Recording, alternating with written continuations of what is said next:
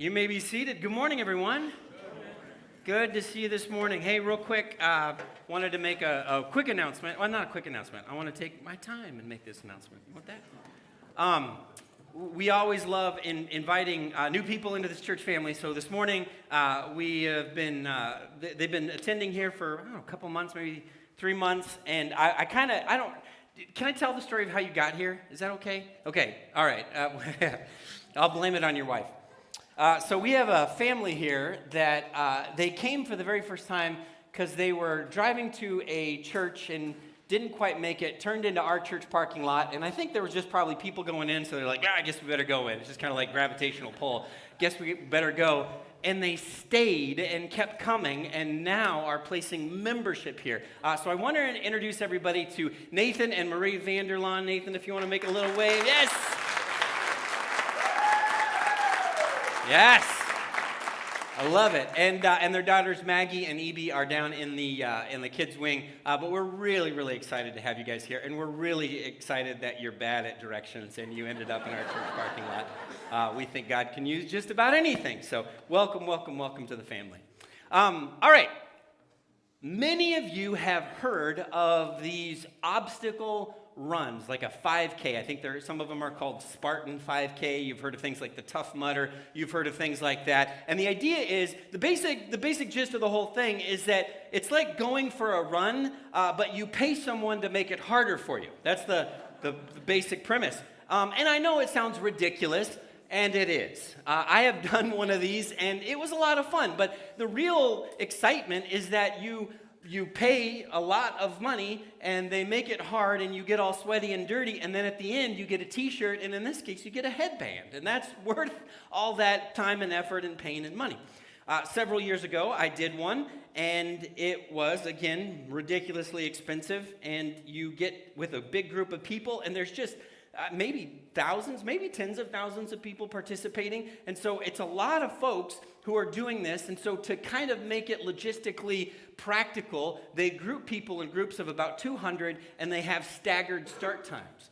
But by the time that you're running, they don't really need to mark the trail because there's been thousands of people who have gone before you, and you know exactly where you're supposed to go. And so you're just kind of trudging along, and you get to this first obstacle. And in this case, the first obstacle was an ice bath. It was August when we did this, and they had this big tub filled with ice, and you had to jump in, and whatever.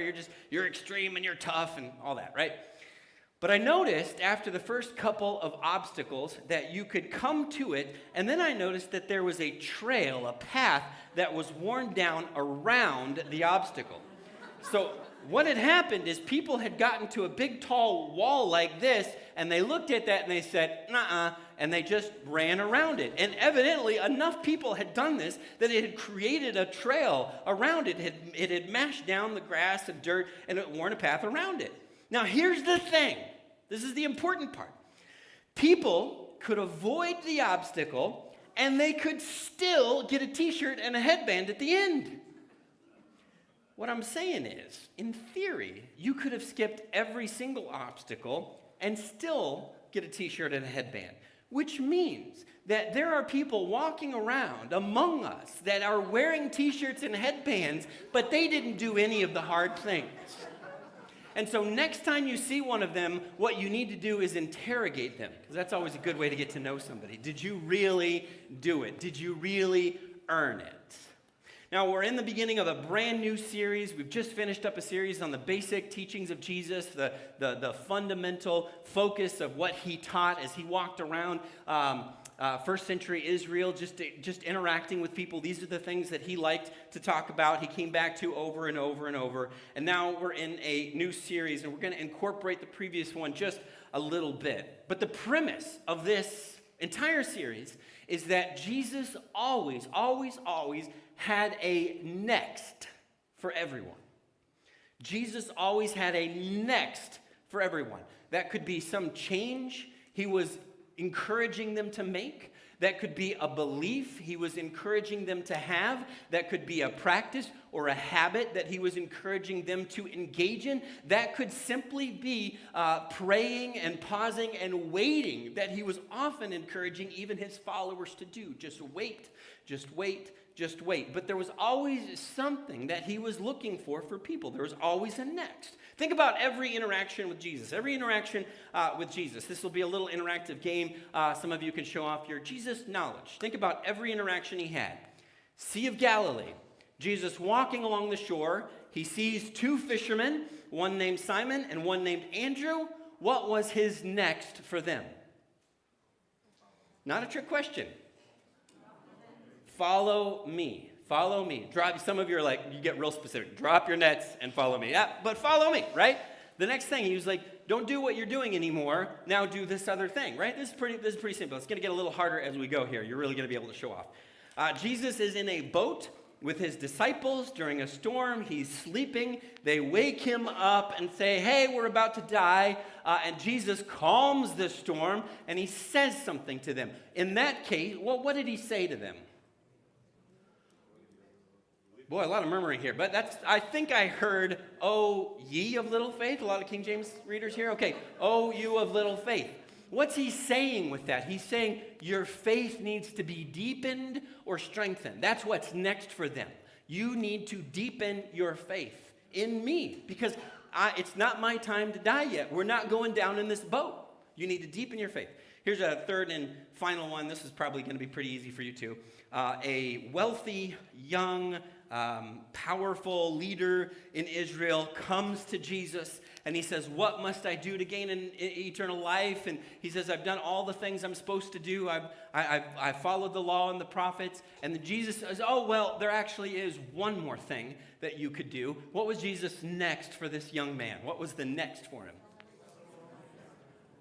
Yes, all in unison. Very good. Sell everything you have and follow me. That's exactly right. There was always a next. Anytime you read of an interaction with Jesus, there was always something he told them to do. It could be really simple and small and basic. It could be huge and big and monumentous, but there was always a next. So the truth is, there is still a next for us. That's the premise. There's a next for us. And this is a really personal question for you to think about. And maybe this is what all you're going to be able to think about the rest of the morning. But for you, there is a next that Jesus is asking for you. There's something that he wants for you, a step he wants you to take, a change he wants you to make in your life. Now you may be thinking, well, I don't know exactly how to identify that. Great, we're going to help you. But I want you to just see two quick scriptures that one of Jesus' later followers, the Apostle Paul, wrote about this idea. This first one, in fact, is particularly poignant and beautiful, the way Paul describes the fact that for all believers, for all followers, there's a next. 2 Corinthians 3:18, and he says, and we all who with unveiled faces, this is a reference to Moses interacting with Moses interacting with God on Mount Sinai. We all who with unveiled faces contemplate the Lord's glory, we are being transformed into his image with ever increasing glory, like the breaking of the dawn. It's getting brighter and brighter. This glory which comes from the Lord who is the Spirit. We are being transformed. That's a truth for the first century followers. It's a truth for you. We are being transformed. He also wrote in Philippians chapter 1, verse 16, or verse 6, I like this as well, the way he worded it. He says, being confident of this, that he, God, who began a good work in you, God pinged something in your heart, caused a desire, something ignited, a flame, a spark of faith ignited. God began that in you. He who began a good work in you will carry it on to completion, to fruition, until it's done, until it's what it needs to be. And then he says, until the day of Christ Jesus, meaning that because Christ hasn't come back yet, we're still in that until period, meaning for you, there is a next. For you, there is a next. Sometimes next is active. You need to get off your rear and go do something. Sometimes next is active. You need to share, forgive, to stop something, to start something, to get baptized. Sometimes next is active. Often, next is passive, and this really bugs us, but sometimes next is passive. Sometimes next is to be still and wait, to pray, to be patient, to hang in there. Sometimes that's what the next is for you. Occasionally, and I would offer rarely, our next is uncertain. We're not sure. We're not sure what God is calling us to do, what Jesus is encouraging us to do next. Sometimes it's uncertain. Almost always, it's obvious. And I don't mean that God, and this could be true, I don't mean that God is calling you to start a new business or maybe to marry a certain person. I mean that God is transforming you and developing you, and most of us know the areas in which we need to be transformed and developed. It's not a big surprise, our sins and our struggles. It's obvious. We kind of know, and almost always, I guess I should say, the next is hard. It's not an easy thing to do. It's not an easy step to take, which is why some of you have been waiting to take that step for months, years, decades. You know what is next, and you haven't done it. Pretty direct, Patrick. I know. But I think that's important for us to acknowledge and to say. And this means that for a lot of us, we know what we should be doing next, but we're not doing it. We know, but we're not. Now, I know some of you are like, Patrick, I did not come to church today to be convicted. I just kind of want a nice word, but I apologize. I've been praying about what God would want us to do next as a church, and guess what? This is where we are. We have to wrestle with what is it that God is convicting us, that the Spirit of God is convicting us to move us toward, to go deeper, to go greater, to be more. What is that? We know what we should be doing next, but we're not doing it. That is the spiritual equivalent of signing up for an obstacle course, looking at the big wall and saying, no, thank you. Nope, I'm just going to hang out. I'm going to go way around, in fact. The staff was at a conference earlier this week, Monday and Tuesday, and the conference speaker talked about the ministry that he had started, the specific ministry that he was in, and he said that he had to leave a good job to begin this ministry. This has been nearly 2 decades ago. But he said between the time where he felt absolutely convicted, the clarity of what he should do, between the time he felt that and the time he did something was 2 years, because he didn't want to give up this good, secure, well-paying job. That was a hard step. He knew what was next, but he didn't do it for 2 years. And I think for some of us, 2 years would be pretty optimistic, because it's been a long time since we know the things that we should be repenting of, the things that we should be transforming, and we need to make it happen. So the real question isn't so much what is next for us. The real question for most of us is what's keeping us from what is next. What's the thing in the way? What's the obstacle that we're willing to go around? Or what's the rationale that we've given ourselves for going around that obstacle? So if you take your Bibles and turn to the book of Mark, chapter 8, we're going to be in a few different texts in this series, but today we're going to start in Mark chapter 8 that Jeff read for us. It's right in the middle of a thought. So you're jumping right in the middle of a thought, and I think that's okay because I think you're a smart crowd. You can catch up pretty quickly. Mark chapter 8, verse 29, Jesus talking to his 12, his disciples, what about you guys? He's asked them, who do other people think I am? And he's like, I want to know who you think I am. Now, this is important because people were clearly trying to figure Jesus out. He showed up on the scene, and they were like, I don't quite know who this guy is. He's a carpenter. He's a rabbi. He's saying some pretty controversial things. I like some of them. Other things I don't. Who is this guy? And so Jesus asks, who do people say I am? And then he says, but who do you think I am? He clearly is not just a carpenter from Nazareth. So Peter, as it always is, it feels like, Peter's the one who kind of, looks around the room, I think, for a minute, but then he clears his throat. He's like, well, I've got an answer, teacher's pet kind of guy. And he says, you are the Messiah. Huge concept. Huge. I wish we could just dig into that. But there is a whole universe of Hebrew Bible, Old Testament, prophecy, language, idea, talking about this person, this figure, this entity that would be coming. And Peter's like, I'm assuming they're sitting around a fireplace, and they're just like, and Peter's like, well, I think you're the Messiah. Yeah, the Messiah that is spoken of all the way back in the book of Genesis, the Messiah that's spoken of in the book of Isaiah. I think you're that guy. I think you're that. This is a big, big moment. Now, Messiah is kind of an important word. It means anointed one, and it's just Hebrew language for the act of identifying a king. So they anoint the person with oil, and that became language to say, well, you're the king. Or in this case, you're the future king. You're the promised king. You're the prophesied king. You're the one. So this is a moment. I would imagine the other disciples sitting around the fire, I imagine they were probably thinking it, just Peter that says it. I imagine like they got goosebumps, like, ooh, this is a moment. This is it. I mean, this is our whole nation has been living for this moment, and here it is. It's a moment. Years ago, we were here in this room, and my now 11-year-old was probably 3 or 4, and he wanted me to hold him on his back while we were singing songs, or on his back. That'd be really funny, wouldn't it? Hey, carry me, Liam. He wanted me to hold him on his back. And so we're sitting there in one of these rows, you know, the old chairs, the comfy chairs, right? And we're singing a song, and whoever was leading worship that day, I don't recall who it was, they had selected the song, It Is Well, right? Powerful song. Like, no matter what's happening in my life, blare it out. It is well. It is well. I should have suggested we sing It Is Well. Sorry, praise team. That would have been a really good one to fit in there. But anyway, so I've got him on my back. Everybody's singing. Everybody knows that song. Like, especially if you're Church of Christ, you're like, yeah, we can nail this one. So we're singing It Is Well. And I got him on my back. His little face is right here. And his little tiny squeaky voice right in my ear. Little tiny squeaky voice. It is well. And I'm like, I'm telling you, goosebumps. I'm like, this is a little moment with my guy.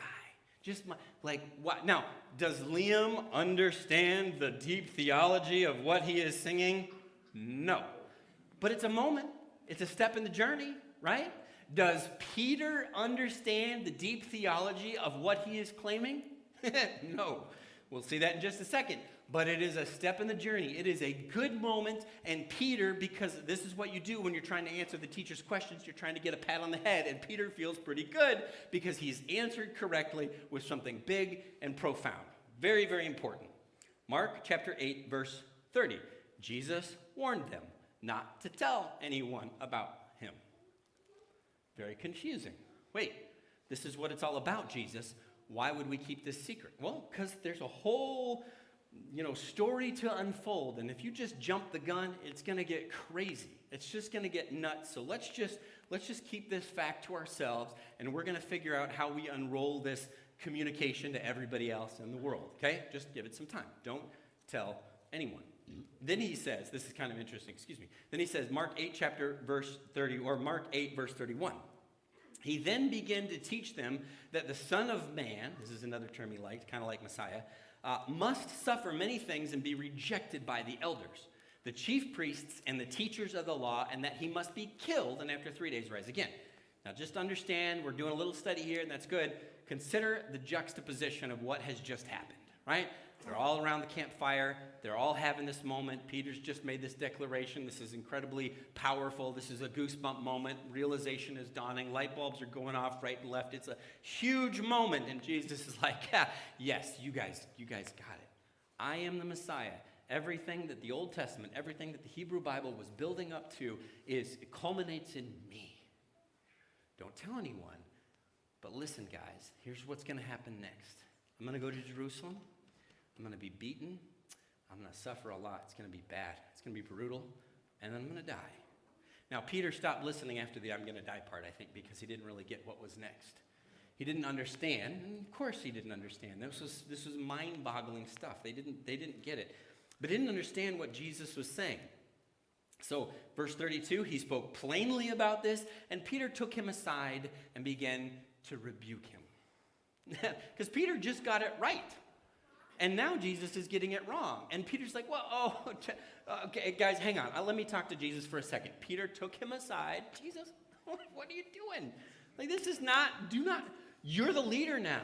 You're the king now. You cannot talk like that in front of these guys. These are your troops. You need to rally the troops. You need to give them a pep talk. You need to talk about how we're a band of brothers. Don't start talking about dying. He rebukes him. Do you see that? It's strong language.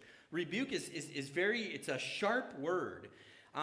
It's kind of like, when you were learning to drive, or maybe you were being taught to drive and you were being taught by a driving instructor. If you make a turn without using your signal, your parent or teacher or instructor may say, in the future, you may consider that when you make that turn, you should signal so that people, they'd be very calm about it. But when you were being taught to drive and you made a wrong turn onto a one-way road into oncoming traffic, they rebuked you. What are you doing? Pull over right now. Get to the side of the road. You're going the wrong way. That's rebuke. That's the nature of that word. It's a lot more intense because you're doing something that is absolutely wrong. That's what rebuke is, right? You know, if you're being, you need to turn, don't be a stinker, turn on the blinker, right? You know, that you might be. You turn into one-way traffic, no more cutesy rhymes, right? So Peter's thinking, you're talking about death, you're the Messiah, you are going the wrong way, Jesus. And Jesus says, no, you completely misunderstand. And so this is interesting because we know Jesus is a loving being. We know Jesus exemplifies the characteristics of God, and he's benevolent and compassionate and kind and full of mercy and grace and love. And what Jesus does is rebukes Peter in front of everybody. Because I think we would be like, no, the right way is pull Peter aside, even further away. Just like, Peter's wrong, guys. I'm going to go correct him real quietly over here in the corner. And Jesus is like, no. Everybody needs to hear this. And so he makes sure the disciples are paying attention. Verse 33, when Jesus turned and looked at his disciples, he rebuked Peter. No, Peter, you are going the wrong way. This has to happen. What I am promising, what I am prophesying, this has to take place. If this doesn't take place, then the whole thing is worth nothing. You do not understand what's happening, Peter. You're saying, hey, Jesus, you're coming up to that high wall. You just need to go around it. Don't try to go over it. And Jesus is like, no, you don't understand. The only way to life is through death. That's the only way that this is going to happen. And he rebuked Peter and he says, get behind me, Satan. Satan, the being, the entity trying to work against the good that God is doing in the world. Peter, you're being used by Satan. Get behind me. I don't want that. That's not what this is about. You do not have in mind the concerns of God, but merely human concerns. Peter's going the wrong way on a one-way street. This is so important. Look at what Jesus does. Jesus doesn't just embarrass Peter in front of the disciples. Look at what he does in the next verse, verse 34. Then he called the crowd to him along with his disciples, and he said, listen, this is important. If you want to be my disciple, if you're interested in this, you have to deny yourself, you have to take up your cross, and you have to follow me. It's pretty big stuff. The very first U.S. Olympic marathon is a crazy story. Crazy. They're making a movie about it because it's just nuts. I'm going to give you the highlights. This is in 1904, St. Louis, Missouri. There were 32 racers. Many of these guys hadn't even run anything before, just like running down the street. They're just like, we need some guys. We're going to run. In fact, they didn't even have a full marathon. It wasn't 26.2. It was like 25.4 or something like that because it hadn't been standardized yet. And we're like, we need some guys to run this. You guys want to do it? And they were like, okay. So they got 32 guys. Some hadn't done any real running. And this was back when the Olympics were literally amateur athletes, right? They weren't didn't have a bunch of sponsorship. Literally amateur. And so, for example, this is true, and I went through here examining this photo carefully and then matching it up with the documentation. So you're welcome. I spent way too much time on this. But this is true. There were, let's see, number one, there was a professional clown. That's that guy right there. Professional clown. Hey, you want to run a race? Yeah, why not? I mean, these guys had run some before, but I'm telling you, this is a bricklayer over here, and this is a mailman over here. Yeah, bricklayers. I want to see you run a marathon, bricklayer. All right. This is true. The mailman did not have running gear, which I don't know what passed for running gear in 1904, but he showed up in his mailman outfit with his boots. And so he got to the beginning, not quite the starting line, but just the beginning of it, and there was a fellow competitor who was like, man, we got to help you out, found a pair of scissors, and cut his pants into shorts. So what you're seeing there, it's hard to tell, but they are just cut into shorts. But he didn't have shoes. He's just wearing boots. Wearing boots for this thing. This is unbelievable. The bricklayer, now the race started, right? They all got off. And by the way, the path, and this is kind of, it's mildly relevant. The path was led by a team on horses, and it was a dry, dusty dirt path. So these guys are just running right into dust. 1904, summer, 90-some degrees. It's just miserable conditions, running right into dust. So the bricklayer, right there, at mile 9, got a little tuckered out, as you can imagine. And because there wasn't a lot of police presence on the route, he got into a car and rode from mile 9 to mile 20. which I would too. I don't blame him. I actually think that's a good idea. I would definitely do that. So he rode a big chunk of the race. The mailman, the guy right over here, he stopped and got hungry and ate some apples, which had evidently were a little off, and it kind of made him sick. He found a field, laid down, and took a nap during an Olympic marathon. He took a nap. It's pretty impressive. Some of you are like, just skip the marathon, do the nap. That sounds better. Anyway. The clown, this is so ironic. The clown was told that best practices at the time were that hydration would bog you down. So they only had one water stop on the route, and he was told not to drink. So he got near mile like 20-something, and I actually have a picture of him. This is the professional clown. Next slide, if you would. This is him. These are his trainers, in suits. Again, it's like 90 degrees. And then he just looks miserable. And they're not hydrating him. They're just patting him down with sponges that have water, which I guess is better than nothing. True story. Professional clown won the marathon. He was the first place finisher. His trainers had to carry him across the finish line. They carried him across. It is still, to this day, an Olympic record for the slowest marathon in Olympic history. Slowest. He came in first, though, so what are you going to do? The guy that rode in the car, you would think, well, why didn't he come in first? Well, he did, and they were all ready to award him the prize, but somebody was like, he rode in a car most of the way, and he's like, gotcha. And they were like, you can't, that's not okay, and they banned him from the Olympics, so he didn't. He was like, joke, psych, that's funny. The bricklayer, the mailman who took a little snooze on the route, he finished fourth. Fourth. So you can have it all. You really can have it all. Now, the cool thing, the reason I'm telling you this story at all is that this is what they concluded. This is what the news, this is what the experts, this is what everybody concluded after this race in 1904. They concluded the human body is not capable of this. This is asking too much. And so they literally said, this is a quote from the newspaper, a 25-mile run is asking too much of human endurance, right? And I know a lot of us in the room are like, that is true. I 1,000% agree. Asking too much of human endurance. I want you to consider that quote here for a second, because we just wrapped up a series talking about Jesus' teaching. And Jesus' teaching was a lot. Love your enemies, forgive, pray for those who persecute you, turn the other cheek. It was a lot to do those things. In fact, I think a lot of us might say what Jesus asked is too much. And that's why for decades we haven't taken that next step. Jesus, what you're asking is too hard. It is too much for human endurance to do those things, to forgive, to love, to show grace, to give sacrificially, whatever it is, to obey. It's asking too much. Here's the cool thing. About a month ago, almost exactly a month ago, Kelvin Kiptum broke the men's world record for a marathon. Broke it just over 2 hours. Just over 2 hours. It's no joke to say that most of us wouldn't drive as fast as this guy is running. He's running a mile in about 4 minutes and 36 seconds. I wrote it down. 4 minutes and 36 seconds. That's very fast. And he's running that for 26.2 miles. Here's the crazy thing. Do you know what his training regimen is? This guy only started running marathons a year ago, by the way. He's running 25 miles every day. So let me ask you this question. Is a 25-mile race too much for human endurance? Maybe for most of us, but it's possible. It's possible.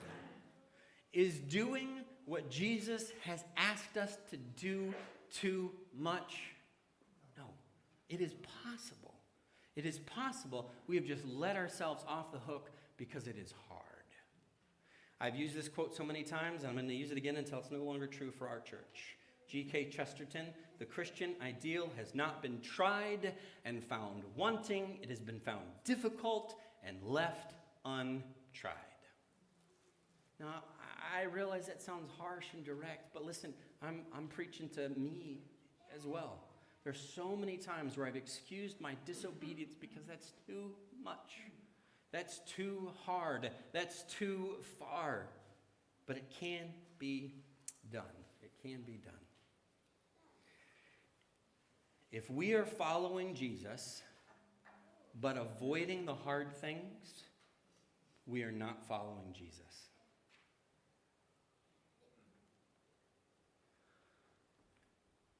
If you say, hey, I got the t-shirt and the headband, but you have run around all the obstacles, you're not following Jesus. If we say, oh, Jesus, I love you, and I want to be, I want to, you're the Messiah, you're the king who has come, and I want to be part of the kingdom, I'm not actually going to do those things that you've asked me to do, but you're my king. No, he's not. It's as simple as that. Is that hard? Yes, that is very hard. If Jesus is asking us to do something next, and we're not doing it, we're not following him. This is a hard truth to recognize in ourselves. This is a hard truth. And whatever it is, it could be a variety of things. It could be confessing our sins. It could be repenting. It could be just all kinds of things, right? You fill in the blank. But we still want the t-shirt and the headband. The problem here, when I say this is hard. This is hard stuff. The problem here is spiritual disconnect. Spiritual disconnect. This is an example. It's really...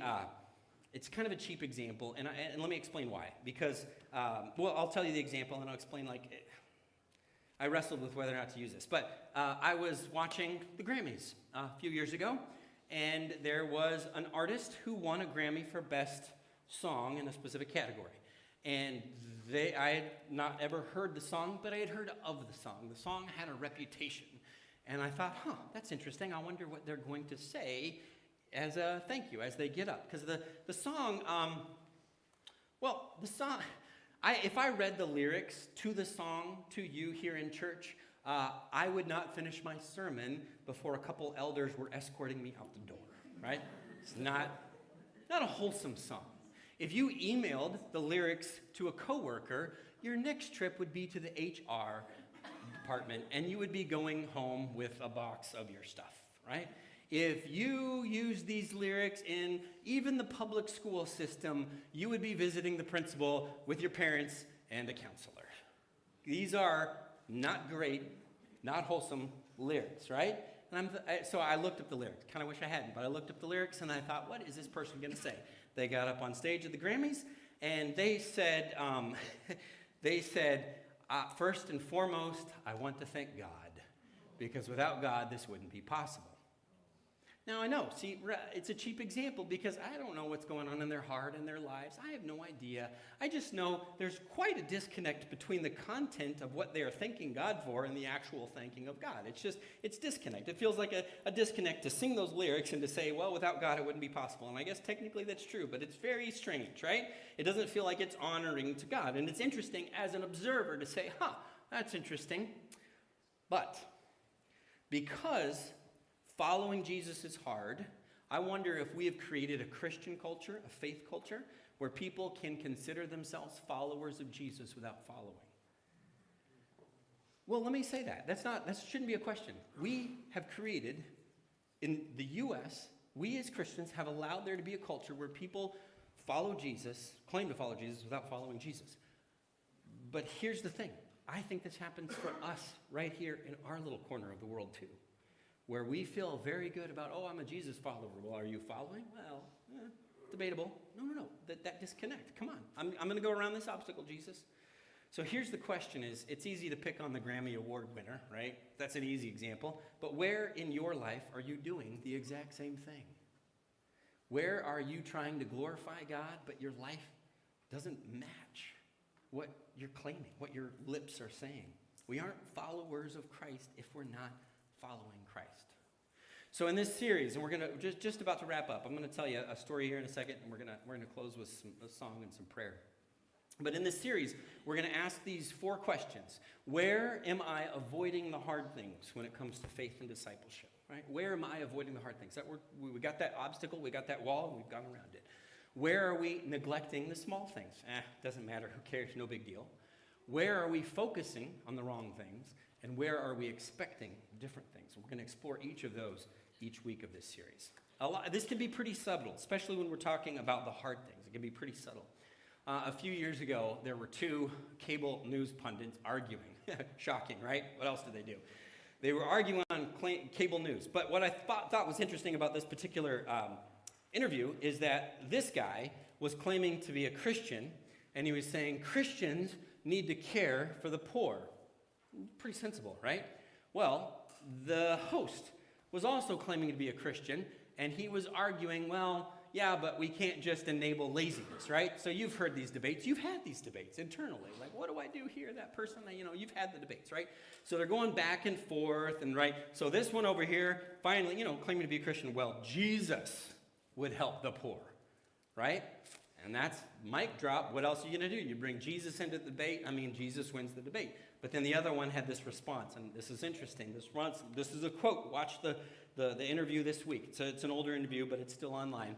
The host said, being a Christian, I know that Jesus promoted charity at the highest level, but, and that's where you got to watch out, he was not self-destructive.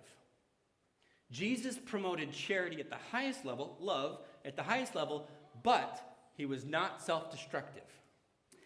Put another way, Jesus, this is what he's saying, Jesus would not help someone at the cost of hurting himself. I could be wrong. That sounds reasonable. You're like, well, it's pragmatic. Yeah, very practical. I could be wrong, and feel free to correct me. I don't mind at all. But I do seem to recall something vaguely in the story of Jesus about him hurting himself for the sake of others, allowing himself to be hurt. Do you remember anything like that? Is there anything about Jesus allowing himself to be crucified for the sake of others who were his enemies? Yeah. Would not help others at the cost of self-destruction? That's wild. Ephesians chapter 5, verse 2. Walk in love, just as Christ loved us and gave himself up for us. You can see, do you see this? This is a great example because that debate, by the way, the host is someone many of you allow into your home on a regular basis. You are being discipled by this person who makes claims that Jesus would promote charity at the highest level, but not at the cost of being self-destructive. We are allowing those voices to shape us, and then those voices enter the church. And when the church has discussions about what do we do, how do we help, where do we go forward, we're allowing these voices from cable news to tell us, well, we don't want to go too far, we don't get impractical. Jesus wouldn't be self-destructive. Like, come on. That's ridiculous. Ephesians chapter 5, verse 2, walk in love, just as Christ loved us and gave himself up for us. Do you see why Jesus rebuked Peter in front of the disciples and in front of the crowd? Because Peter was saying, no, that's too far, Jesus. That's not what this is all about. And Jesus is like, you have no idea. You have to understand that to follow me, you have to deny yourself, take up your cross, and follow me. That is what it's all about. So let's ask this question as we wrap up this morning. I'm going to ask the praise team if they'd come back up on stage. We're going to sing a song about the cross, about the wonderful cross that bids me come and die so that I might truly live. But here's the question to wrap us up this morning is what is really keeping us from what's next? What's really in the way? What is really inhibiting us from taking that next step? Would you stand as we sing together?